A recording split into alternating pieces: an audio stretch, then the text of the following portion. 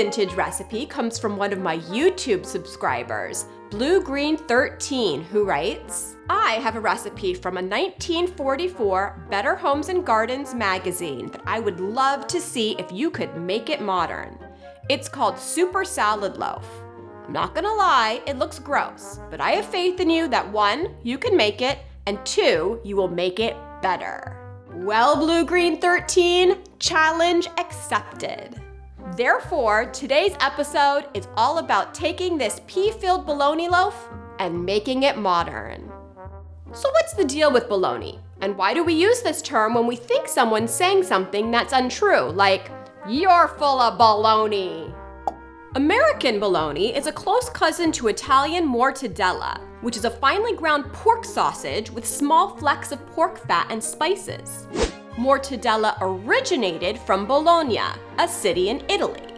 As is so often the case, when the Americans got their hands on making mortadella, they only ended up using the finely ground, bland pork and leaving out the fat and major spices.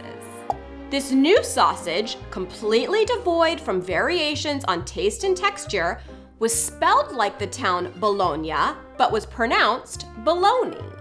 So how did a bland sausage become a term for nonsense? In 1920, in a serialized newspaper story about boxing, the author refers to an oafish boxer who was easily knocked out as bologna. From there, the term bologna began to be applied to big, clumsy bullies, and then morphed from being a clumsy idiot into something you said when you believed something was untrue or nonsensical. Here's a fun fact. Bologna the sausage is always spelled B-O-L-O-G-N-A, but when you use the term bologna in reference to something that is hogwash, you spell it B-A-L-O-N-E-Y. Now that you know a little bit more about the history of bologna, I'm gonna show you how to make this super salad loaf. Begin by carefully hollowing out a 1.5 pound piece of bologna. Be sure to reserve the meat for sandwiches the next day. Next, soak 1 tablespoon plain gelatin in 2 tablespoons of cold water and then dissolve over hot water. Mix 1¼ cup cooked mashed peas with 1 tablespoon mayonnaise, 2 teaspoons minced onion, ½ teaspoon salt, and ¼ teaspoon pepper. Add the dissolved gelatin and then pack the whole thing into the bologna shell. Chill thoroughly and then serve it on a bed of lettuce. You know, it's okay. Nothing special, nothing to write home about, but taste is mild and inoffensive. Pork and peas have always been very closely aligned. They're often served together, so I totally understand why this dish was created. And I can see people enjoying it. It's really not that bad, it's just kind of boring. What made this recipe compelling to a mid-century hostess was the fact that they only had to make 1 dish instead of a main dish and then a vegetable side. Plus, they had to make it ahead of time because of the whole chill factor.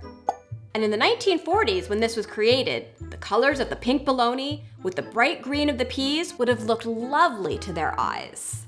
But to our modern aesthetic, this just looks gross, hence why it is no longer served. To make it modern, I'm gonna keep the popular pairing of peas and pork, and I'm even gonna keep the loaf.